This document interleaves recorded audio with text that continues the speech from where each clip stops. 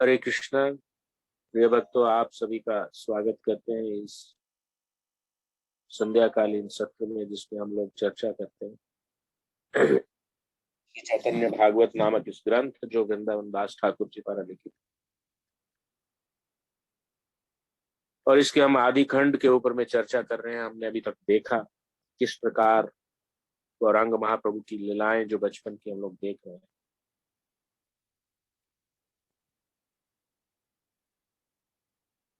कि किस प्रकार वो बहुत ज्यादा वैदिक शास्त्रों का अध्ययन करते थे और न्याय शास्त्र व्याकरण में।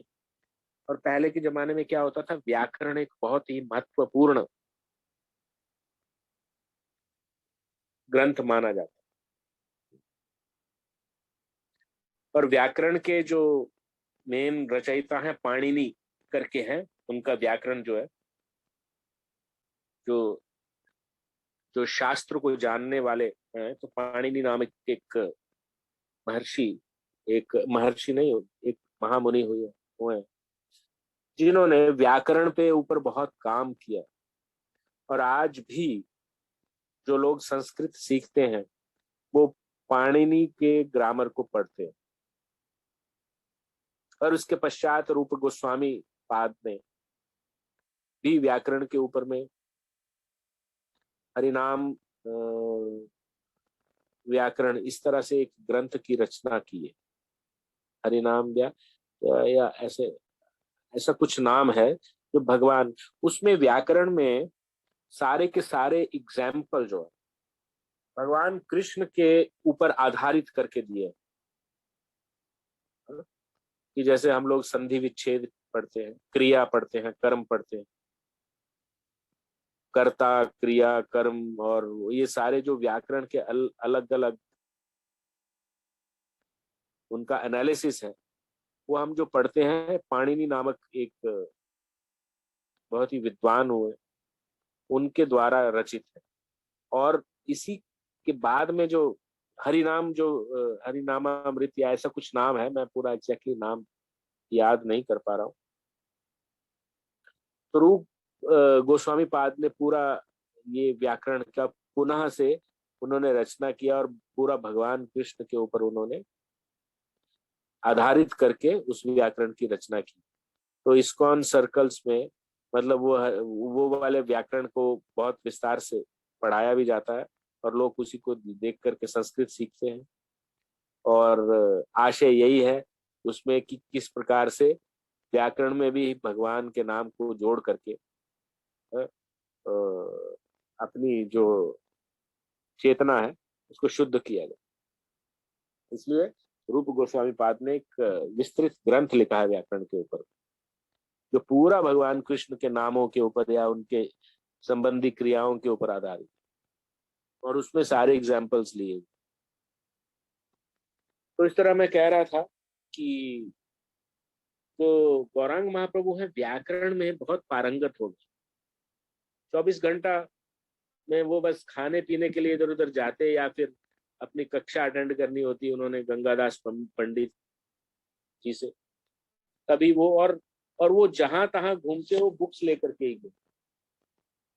और ये भी पिछली बार बताया गया था किस प्रकार से नवद्वीप एक जो विद्वानों का एक ना मीटिंग प्लेस बन गया था, क्योंकि बहुत दूर दूर से विद्वान वहां पे अध्ययन करने के लिए आए।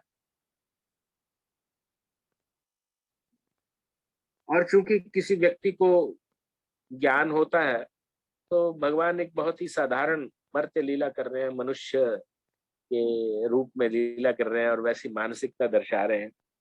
परंतु देखिए, ऐसी मानसिकता इसलिए दर्शा रहे हैं कि बाद में महाप्रभु जब भक्त के अपने स्वरूप में अपने आप को प्रकट करेंगे,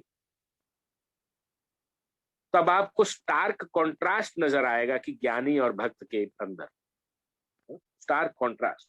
ये वही महाप्रभु है जो इतना न्याय शास्त्र में पारंगत है, इतना व्याकरण में पारंगत है, और यही महाप्रभु अब भक्त हो गए। तो just to display what is the difference between a gyani and ए भक्त, ज्ञानी और भक्त के बीच का अंतर समझाने के लिए महाप्रभु ये लीला कर रहे हैं। तो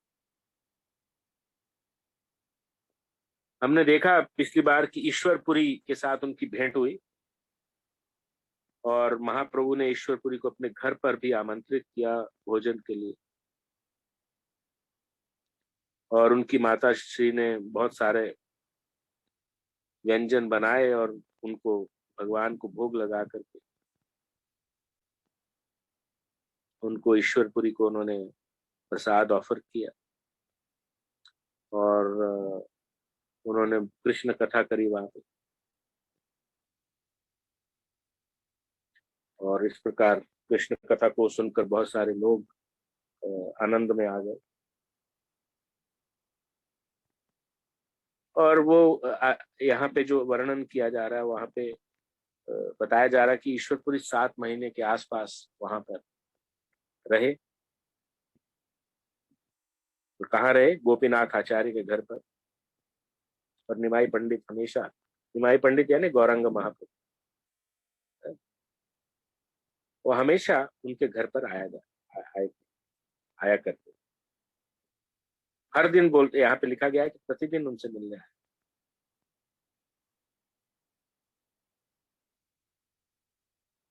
और फिर आगे गदाधर पंडित का वर्णन किया गया और उनका, गदाधर पंडित का और ईश्वरपुरी का आपस में बहुत अच्छा संबंध था और उनके साथ उनका उठना बैठना होता था और उसी दौरान वो कृष्ण लीला को पढ़ते थे। और ईश्वरपुरी जी ने वो बुक लिखी हुई थी और उस पे अपना भाष्य भी करते थे, भाषण भी करते थे, समझाते थे। तो अपने छात्रों को पढ़ाने के बाद जो निमाई है संध्या के समय ईश्वरपुरी से भेंट करने आया करते और श्रीपुरी को इस बात का जरा भी भान नहीं था कि निमाई पूर्ण पुरुषोत्तम भगवान, लेकिन उसके लक्षण तो उद्धृत होते थे वहां पे, क्योंकि वो निमाई से मिलते ही वो प्रफुल्लित होते और निमाई के प्रति उनका प्रेम निर्बाध रूप से बहता था। निर्बाध मतलब कोई बाधा इसमें ना हो, है ना, विदाउट एनी ऑब्स्टेकल। वो एक स्पॉन्टेनियस लव होता है ना, वो फ्लो करता था। हालांकि उनको पता नहीं था कि वो मतलब भगवान अपनी अंतरंगा शक्ति से आच्छन्न थे, तो किसी को ये रिवील नहीं हुआ कि वो श्री भगवान। तो एक दिन ईश्वरपुरी ने उनको कह दिया, बहुत ही प्यार से कहा कि विश्वंबर, तुम तो बड़े विद्वान हो और मैंने ये पुस्तक लिखी है जिसका नाम है कृष्ण लीलामृत, इसको थोड़ा सा पढ़ लो और मुझसे जो कुछ त्रुटियां हुई हैं उन्हें सुधार दो। और यदि तुम ऐसा करोगे तो मुझे बहुत प्रसन्नता होगी। उन्होंने अपनी बुक लिखी, उसको एडिट करने के लिए दिया। एडिटिंग यानी कहीं कोई ग्रामर की मिस्टेक है तो ठीक कर देंगे, कहीं कोई फ्लो नहीं बन रहा पूरे पैराग्राफ्स का, एक के बाद एक कनेक्ट होके नहीं आ रही, कनेक्शन का इशू है, या कहीं कोई लैंग्वेज का ही प्रॉब्लम है, तो उनको कह रहे हैं कि आप उसको थोड़ा सा पढ़ लो और जो कुछ भी त्रुटियां हुई हैं या ग्रामेटिकल मिस्टेक्स या जो भी है उनको सुधार दो। और यदि ऐसा करोगे तो I will be very happy, मुझे बहुत प्रसन्नता होगी। तो निमाई क्या कहते हैं?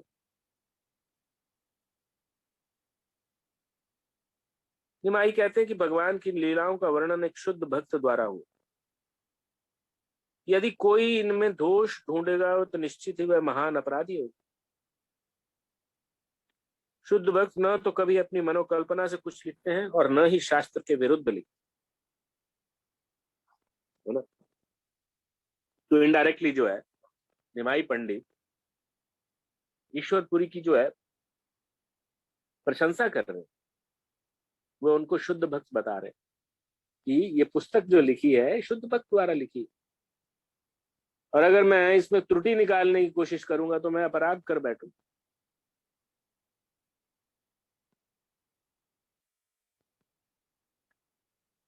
तो आगे कहते हैं कि मंदिर में भगवान की स्तुति करते हुए कोई अशिक्षित व्यक्ति व्याकरण की गलती कर सकता है, जबकि विद्वान व्यक्ति व्याकरण के नियमानुसार स्तुति करता है ना। बहुत सारी भगवान की स्तुतियां, बहुत सारे मीटर्स दिए गए हैं कि उसको कैसे गायन किया जाए। भगवत गीता में देखते हैं त्रिष्टुप छंद, अनुष्टुप छंद, इसमें व्याकरण के संस्कृत के श्लोकों की रचना की जाती है। बहुत सारे इंपॉर्टेंट पॉइंट्स रहते हैं उन छंदों की रचना करने के लिए, उनको विशेष नाम दिया जाता है। तो आधी आधी लाइन के चार लाइनों के श्लोक होते हैं, कुछ कुछ 2 ही लाइनों के श्लोक,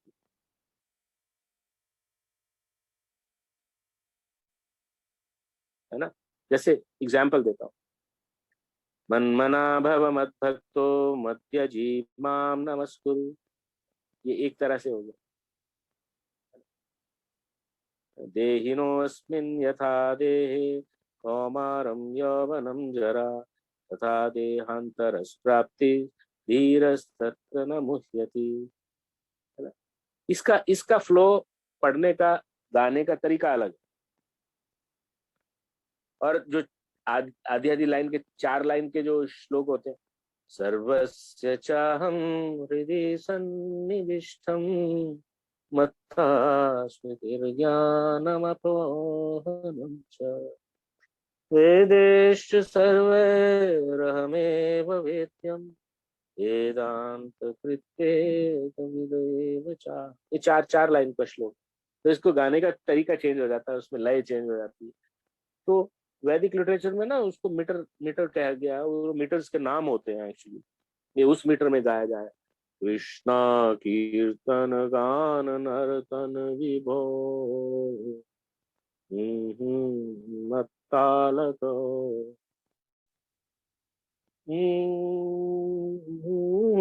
तो उसमें उसमें जो लय चेंज हुआ, श्री जीव गोपाल को, तो उसमें लय चेंज हो जाती है।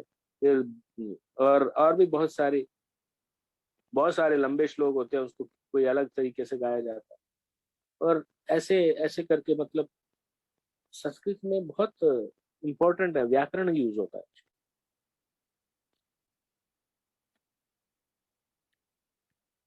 तो निमाई यहाँ क्या कह रहे हैं कि मंदिर में भगवान की स्तुति करते हुए कोई अशिक्षित व्यक्ति व्याकरण की गलती कर सकता है, परंतु अगर वही विद्वान व्यक्ति है तो वो व्याकरण के नियमों के अनुसार स्तुति करता है, वैसे उसको गाता है। परंतु भगवान जनार्दन भावग्राही, कोई गलती करता भी है तो भगवान भावग्राही जनार्दन। कैसे भाव? जैसे देखिए, अगर कोई प्रौढ़ व्यक्ति है, उसको जब भी कोई उच्चारण करता है तो गलती नहीं करनी चाहिए जनरली, अगर वो उसको सही से कर सकता है, क्योंकि कोई भी चीज हमें सही तरीके से करने का प्रयास करना चाहिए। परंतु किसी कारणवश हम में वो कैपेबिलिटी नहीं है, परंतु हमारी उत्कट इच्छा है, बहुत बहुत ज्यादा इच्छा है कि हम भगवान के नामों का जप करें, उत्कट इच्छा।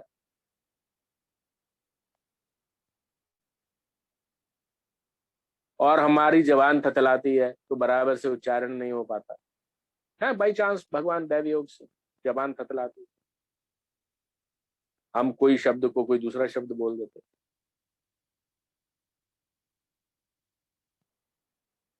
तो क्या किया जाए? तो क्या आप जाप नहीं कर सकते? कर सकते हैं। अगर आप भाव शुद्ध है तो भगवान भाव को ग्रहण करते हैं, इसलिए उनको क्या कहा गया? भावग्राही जनार्दन। ये उसी प्रकार होता है जैसे बच्चा है ना, बच्चा तोतली बोलता है, बिल्कुल ठीक से बोल नहीं पाता, लेकिन उसकी माता उसका बराबर समझ लेती है क्या बोलना चाह रहा है, कि मामा बोल रहा है या पापा बोल रहा है, क्या बोल रहा है, माता बराबर समझ लेती है। उसी प्रकार जगत पिता, अगर हमारा उच्चारण सही नहीं भी है तो वो हमारे भाव को ग्रहण करते हैं, किस भाव से हम ये कर रहे हैं। मैं बहुत शान शौकत से आता हूँ, बहुत सारा मैंने फ्रूट बास्केट्स लेके आया हूँ, बहुत सारा फ्लावर लेकर के आया हूँ, और ये बहुत कुछ लेकर के आया हूँ और अभिमान से आ रहा हूँ एकदम, लेकिन मेरा ध्यान कहीं और फंसा हुआ है।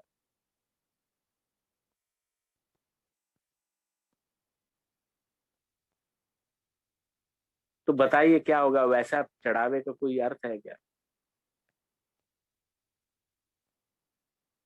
दुर्योधन के सेवा त्याग, शाक विदुर धर खाई, सबसे ऊंची प्रेम सगाई। तो बात प्रेम की बात हो जाती है। भगवान ने एग्जाम्पल आता है कि भगवान ने दुर्योधन का बहुत सारा उसने व्यंजन बनवाए थे और भगवान को ट्रैप करने की कोशिश में था, परंतु भगवान ने वहां पे भोजन ग्रहण नहीं किया, क्योंकि दुर्योधन का भाव उनसे कुछ ऐंठने का था। उनकी आव भगत वो कुछ एक्सपेक्टेशन से कर रहा था, लेकिन वो विदुरानी जो है, भगवान को बहुत प्रेमवश, वहां पे तो कई कई वर्णन आता है कि इतनी वो प्रेम में विवल हो गई कि वो भगवान का केला फेंकती जाती है और छिलका भगवान को देती जाती है, और भगवान छिलका ही खा रहे हैं बड़े प्रेम से, क्योंकि वो प्रेम है, भाव है, उनके प्रति एक ऐसी फीलिंग है।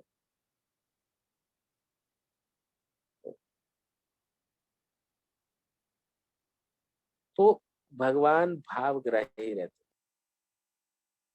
और फिर ऐसे में फैसिलिटी अच्छी हो ना हो, है? लेकिन वो नहीं देखा जाता, प्रेम देखा जाता। जिस प्रेम से शबरी के बैर जूठे खा खा के भगवान के लिए देखती, चख के देखती मीठे हैं कि नहीं, और शबरी अछूत, जैसे शूद्रा, शूद्रा जिसको कहते हैं, भगवान ने उसके जूठे बैर खाए।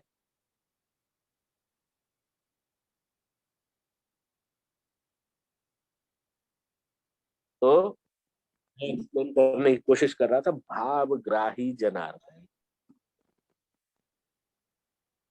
यहाँ वही बात कर रहे हैं कि व्यक्ति की विद्वत्ता नहीं, अपितु उसकी भक्ति भावना को स्वीकार करते हैं भगवान।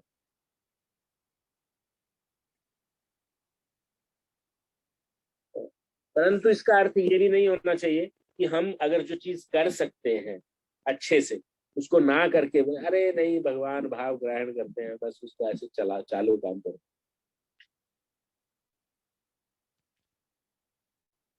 वैसा नहीं। अगर हमारे में कैपेबिलिटी है तो हमको अपनी कैपेबिलिटी के अनुसार सेवा करनी है। कोई व्यक्ति अच्छा गा सकता है तो वो गा कर भगवान का, अच्छा गा करके, बहुत सुंदर राग में गा करके भगवान की सेवा करे, क्या प्रॉब्लम?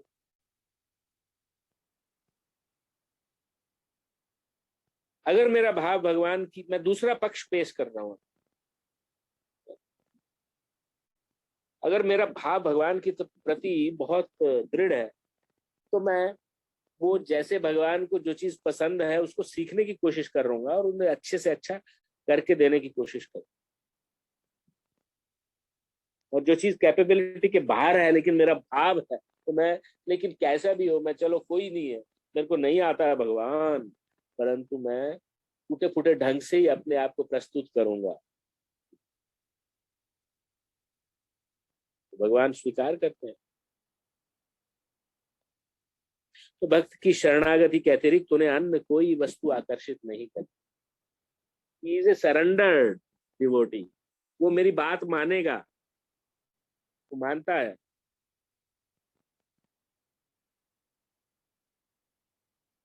आगे में एक कथा आएगी, एक कथा, भगवान साउथ इंडिया के टूर पे थे, वहां पर उन्होंने देखा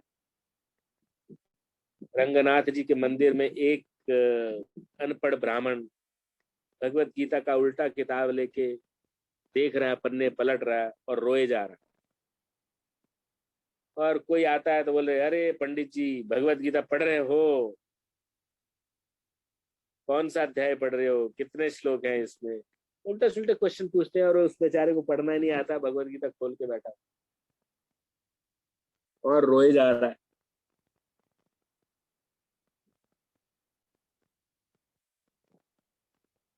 और उससे महाप्रभु उससे मिले, बोले, पूछा, भैया क्या बात है, तुम रो क्यों रहे हो?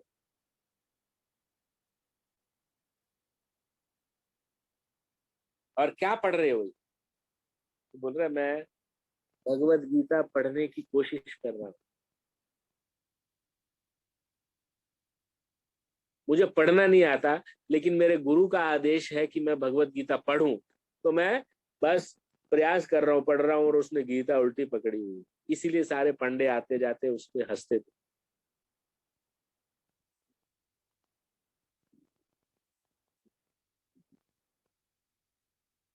तो बोले, भाई ठीक है, तुमको पढ़ना नहीं आता, तुमने उल्टा पकड़ा हुआ है, उसको भगवान ने सीधा किया कि भैया सीधा साइड ऐसे है।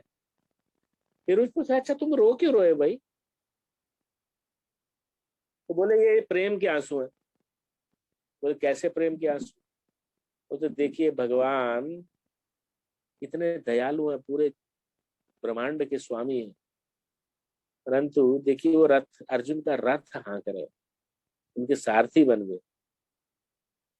धन्य है मेरे भक्त। तो उसका भगवान के प्रति बहुत ही अच्छा एक भाव था।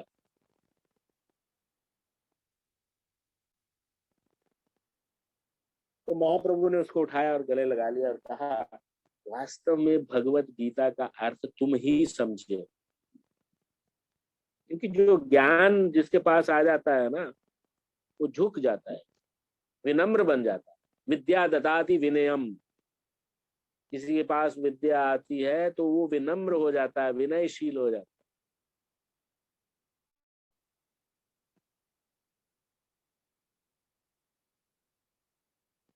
लेकिन आज के कलयुग में किसी के पास थोड़ी सी विद्या आ जाती है तो अपने आप को एकदम, तो वीआईपी बातें सुनकर ईश्वरपुरी को बहुत आनंद हुआ, परंतु फिर भी उन्होंने प्रेम पूर्वक आग्रह किया, मैं जानता हूं कि तुम दूसरों के दोष नहीं देखते, परंतु हो सकता है मेरी रचना में अनेक दोष हों।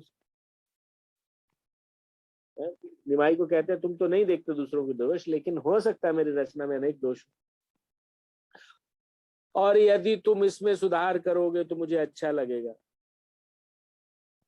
और महाप्रभु और ईश्वरपुरी के बीच प्रतिदिन इस प्रकार की चर्चाएं होती, तो सब लोग उन्हें सुनकर प्रसन्नचित्त हो जाते थे, क्योंकि दोनों का एक दूसरे के प्रति शुद्ध भाव।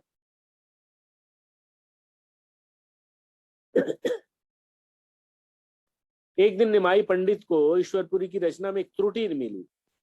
एक क्रिया पद का गलत प्रयोग देखकर निमाई ने कहा, गोसाई जी, मेरे विचार में यहाँ आत्मनेपदी क्रिया के स्थान पर परस्मैपदी क्रिया का प्रयोग होना चाहिए। और कुछ देर चर्चा करने के बाद निमाई घर लौट आए। ईश्वरपुरी भी कोई कम विद्वान नहीं थी, शास्त्रों, व्याकरण तथा अन्य विषयों का गहरा ज्ञान रखते थे। उन्होंने सब दृष्टिकोणों से निमाई की टिप्पणी पर विचार किया, और जिन जब निमाई अगले दिन उनके पास आया तो ईश्वरपुरी ने कहा, निमाई, जिस क्रिया को तुम त्रुटिपूर्ण मान रहे हो वास्तव में वह सही है। यहाँ परस्मयी पदी क्रिया प्रयुक्त नहीं होगी, आत्मनेपदी ही सही है। तो अपने सेवक और भक्त को विजयी देखकर महाप्रभु अत्यंत प्रसन्न थे। यद्यपि ईश्वरपुरी उनसे बहुत बड़े थे उम्र में, परंतु यह क्या कहा जा रहा है,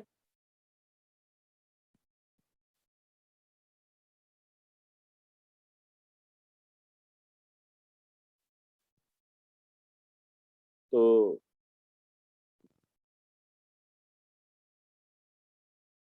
अपने सेवक और भक्त को विजय देखकर महाप्रभु अत्यंत प्रसन्न थे, और ये भगवान का परम उदार चरित्र है। वे सदैव अपने भक्त के नाम से और उनकी ख्याति को बढ़ाना चाहते। समस्त वैदिक शास्त्र उनके इस स्वभाव का अनुमोदन करते हैं। तो भगवान के स्वभाव को ठीक ठहराया जाता है। किसके द्वारा? वैदिक शास्त्रों के। तो इस प्रकार ईश्वरपुरी निमाई के साथ अनेक विषयों पर विद्वत्तापूर्ण चर्चा करते अंततः एक दिन उन्होंने नवद्वीप में प्रस्थान करने का निश्चय किया और अपने गुरु श्री माधवेंद्रपुरी का विशेष अनुग्रह प्राप्त होने के कारण शील ईश्वरपुरी के हृदय में श्री कृष्ण के प्रति उत्कट प्रेम, भगवत प्रेम में निमग्न वे सदैव भ्रमण करते रहते, आनंदित एवं निश्चिंत वे जहाँ कहीं भी जाते अपनी उपस्थिति से उस स्थान को पावन कर देते। इसीलिए कई लोगों ने कई कई कई जो महंत संत मंत हैं उनको तीर्थ भी कहा जाता है कि उनका दर्शन करने से आपको किसी तीर्थ यात्रा की अनुभूति हो जाए एक ही बार।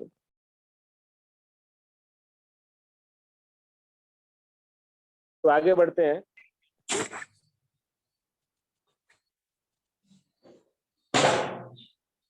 इस प्रकार ईश्वरपुरी निमाई के साथ अनेक विषयों पर विद्वत्तापूर्ण चर्चा करते अंततः एक दिन उन्होंने नवद्वीप में प्रस्थान करने का निश्चय किया। अपने गुरु श्री माधवेंद्रपुरी का विशेष अनुग्रह होने के कारण शील ईश्वरपुरी के हृदय में श्री कृष्ण के प्रति उत्कट प्रेम था। भगवत प्रेम में निमग्न में सदैव भ्रमण में रहते, आनंदित एवं निश्चिंत जहाँ कहीं भी जाते अपनी उपस्थिति से उस स्थान को पावन कर देते। दोबारा पढ़ा मैंने। तो निमाई पंडित सदैव हाथों में पुस्तक उठाए एक आत्मतृप्त विद्वान के रूप में अपने छात्रों के साथ नवद्वीप में विचरण करते रहते, चाहे कोई भी क्यों ना विषय क्यों ना हो। तब वे नवद्वीप के पंडितों तथा विद्वानों को चुनौती देते, परंतु कोई भी उनकी चुनौती स्वीकार नहीं करता। यद्यपि निमाई ने केवल व्याकरण के क्षेत्र में शिक्षा प्राप्त की, परंतु फिर भी वे बड़े बड़े शास्त्रियों और भट्टाचार्यों को अपने समान अपने सामने तुच्छ मानते। तो एक दिन अचानक मार्ग पर निमाई की भेंट मुकुंद से। आपको याद होगा कि मुकुंद उनका नाम देखकर भाग जाते, व्यर्थ में बहसबाजी नहीं बचते थे। तो उसका हाथ पकड़कर निमाई ने कहा, मुकुंद देख, तुम मुझे देखकर तुम दूसरे रास्ते से क्यों भाग जाते हो भाई? आज मैं देखता हूँ कि तुम मेरे प्रश्नों से बचकर कहाँ जाओगे।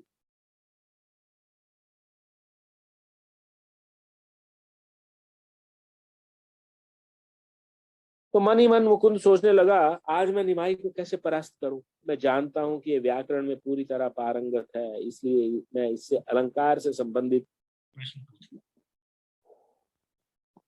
और इस प्रकार एक बार मुझे हराने के बाद ये कभी मुझे ताने नहीं मार सकते। मुझसे हारने के बाद कभी मुझ पर ताने नहीं मार सकते। वाद विवाद आरंभ हो गया निमाई के बीच में और मुकुंद के बीच में, और एक दूसरे पर प्रश्नों की बौछार करने लगे। पराजित होने के बाद मुकुंद ने कहा, निमाई व्याकरण तो छोटे बच्चों का विषय है, चलो अलंकार पर चर्चा करते हैं।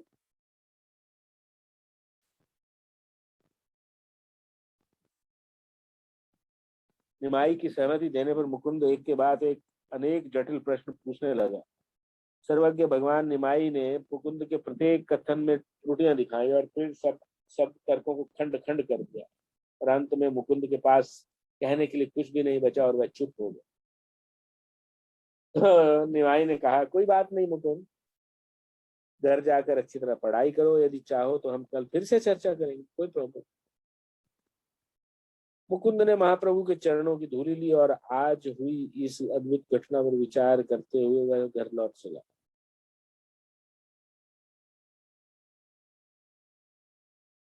किसी मनुष्य के पास इतना ज्ञान होना संभव नहीं है। तो निमाई को शास्त्रों के प्रत्येक विषय का पूरा ज्ञान है। ऐसा कोई विषय ज्ञान नहीं है जिसका उसे ज्ञान ना हो। बस यदि वह श्री कृष्ण का भक्त होता, मैं कभी भी उसका संग नहीं छोड़ता।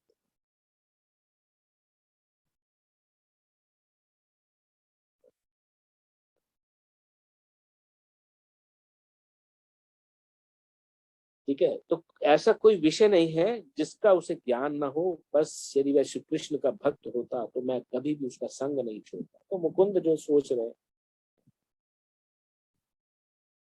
तो अन्य अवसर पर निमाई की भेंट गदाधर पंडित से हुई। उसके दोनों हाथ पकड़कर निमाई ने कहा, मैंने सुना है तुमने न्याय का अच्छा ज्ञान प्राप्त किया। ठीक है, तो मेरे प्रश्नों का उत्तर दो। किसी को भी पकड़ के प्रश्न पूछते थे। गदाधर पंडित के मानने पर निमाई ने कहा, मुक्ति के क्या लक्षण हैं बताओ। तो गदाधर पंडित ने अपने ज्ञान के अनुसार उत्तर दिया, परंतु निमाई ने कहा, तुम्हारी व्याख्या मुझे स्वीकार नहीं है, स्वीकार्य नहीं।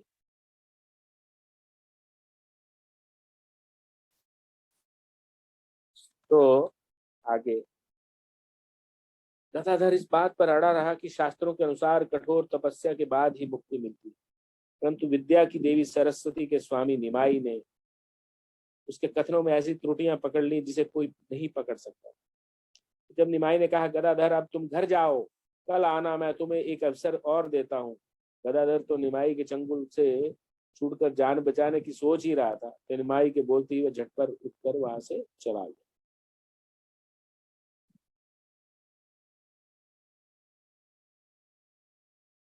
तो विश्वंबर की विद्वत्ता अब जगत प्रसिद्ध हो चुकी थी।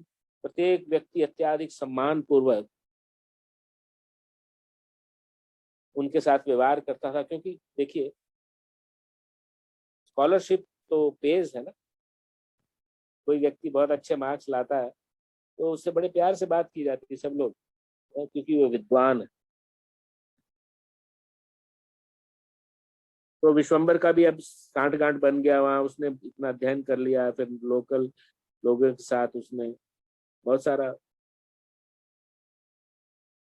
कार्य किया।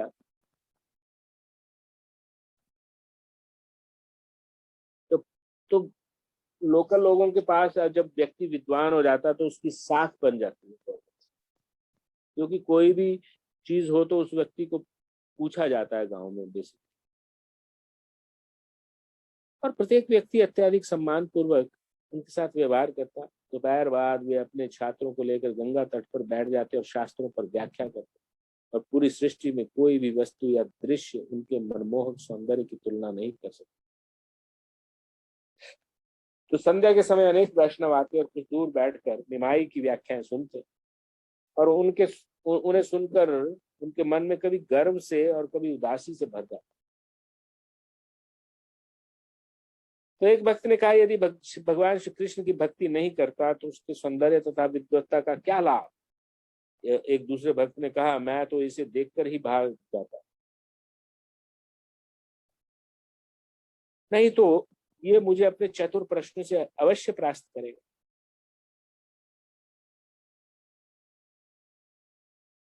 तो एक अन्य शिकायत करते हुए कहा, एक अन्य ने, यदि ये एक बार किसी को पकड़ लेता है तो छोड़ता नहीं है, मानो कोई सरकारी अधिकारी हो। तो अंत में एक भक्त ने कहा, कुछ भी कहो, निमाई कोई साधारण नहीं व्यक्ति नहीं, निश्चित ही ये कोई महापुरुष है। यद्यपि अपने चतुर प्रसंगों से मुझे तंग करता है, परंतु न जाने क्यों मैं जब भी इसे देखता हूँ तो मेरा मन प्रसन्न हो जाता है। आज तक मैंने निमाई जैसा बुद्धिमान व्यक्ति नहीं देखा। बस एक ही बात का खेद है कि वह भगवान कृष्ण की भक्ति नहीं करता।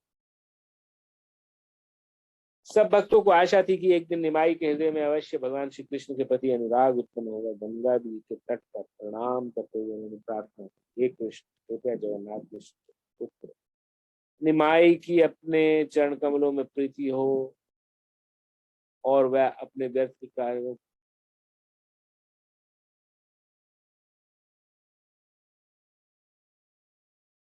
वह अपने व्यर्थ के कार्यों को त्याग कर दे।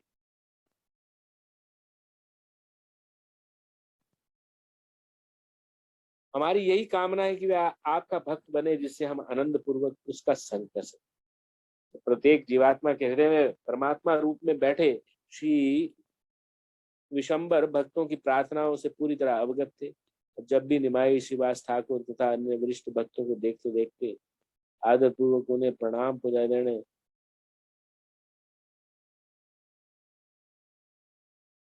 अन्य वरिष्ठ भक्तों को देखते आदर पूर्वक उन्हें प्रणाम करते।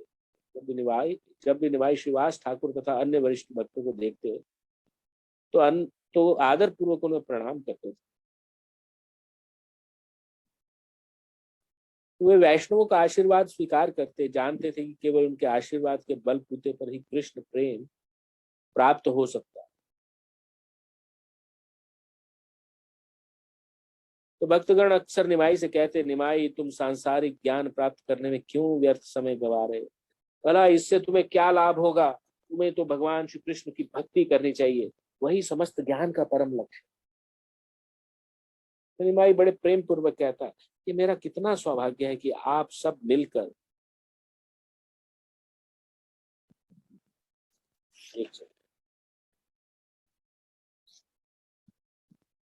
आप सब मिलकर मुझे भक्ति मार्ग की शिक्षा देने का इतना प्रयास कर रहे हैं।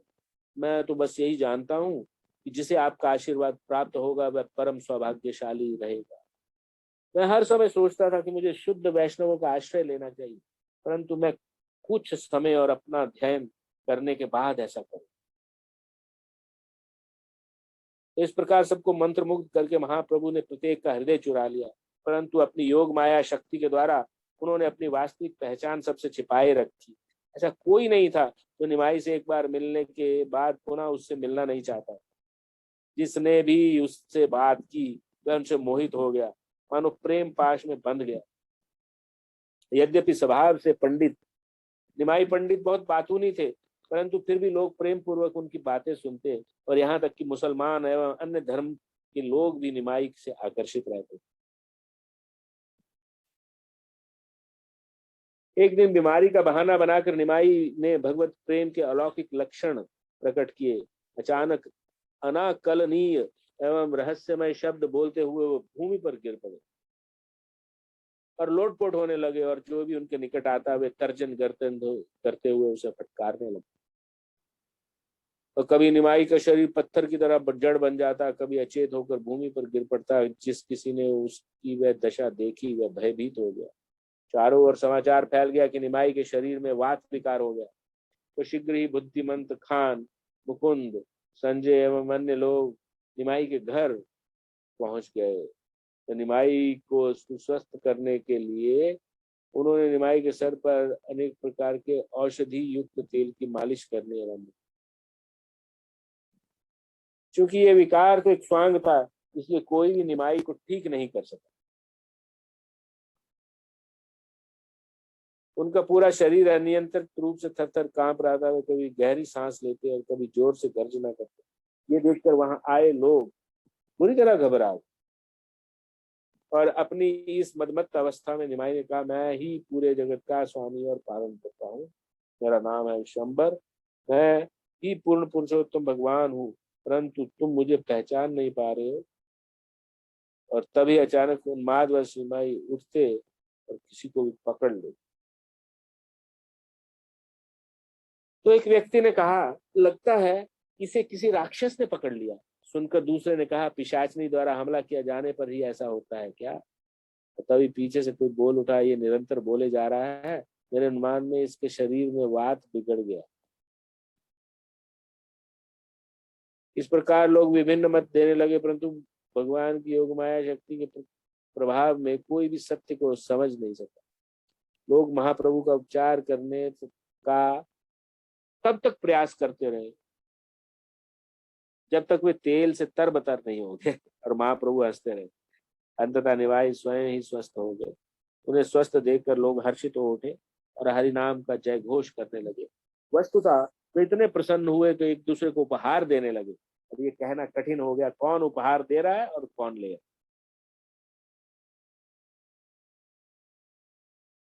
तो मैं आज अपनी कथा को यहीं विराम देता हूँ। जिस किसी का कोई टिप्पणी टीका है वो कह सकता है अनम्यूट करके।